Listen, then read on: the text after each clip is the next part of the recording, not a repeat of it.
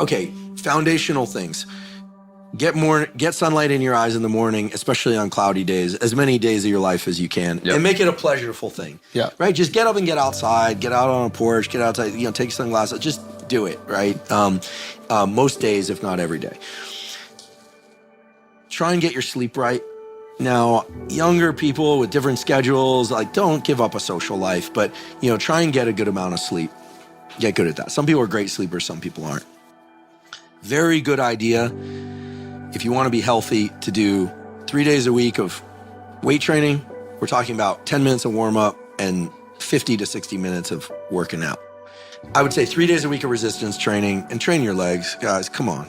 And 3 days a week of some cardiovascular work. People might say, well, listen, I'm in my 20s or 30s. I'm not worried about it. It's not about being worried about a heart attack. It's about maintaining blood flow to everything. So I think 1 day a week, you take a long, slow jog or pedal on the bike or treadmill or swim, whatever your favorite thing is. If you want to make it social and you're out with somebody, you could literally get one, wear a weight vest for a hike if you want to make it harder. But you could skip rope, whatever.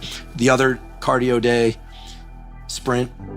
It's real easy. Find a patch of land, sprint for 30 seconds to 45 seconds, then walk back for a minute to 90 seconds, sprint again, do that 5 to 10 times.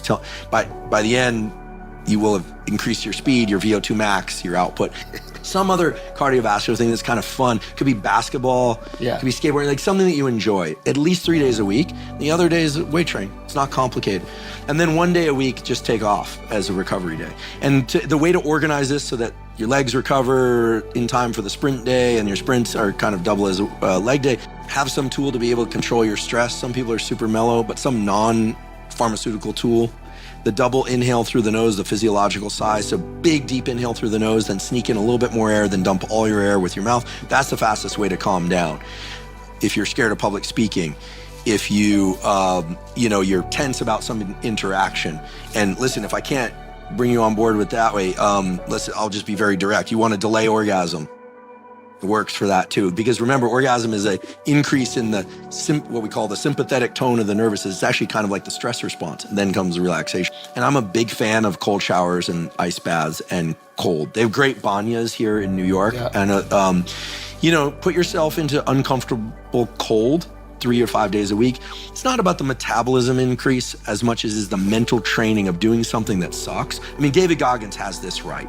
And actually this brings us back to the importance of story. I mean, David is a guy who just keeps pushing himself to do the hard thing.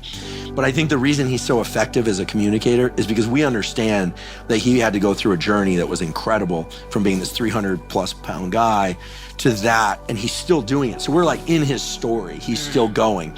And so I think all of us would do well to push ourselves to be uncomfortable. And then when the cold, what's beautiful is after you get out of the cold, and I like to end on warm shower, you do a minute or 3 minutes of cold or get in the ice bath or whatever it is, you get this huge long-lasting surge in dopamine that sets your mood and your positivity for hours and hours. This has been shown by data. Wow. And so I think it's a wonderful tool, and listen, these are basically zero-cost tools. They take time. Yeah. I wish I had developed these tools in my 20s. Yeah. I built them gradually. I've been working out a long time and little things here and there, but if you start them early, they stay with you.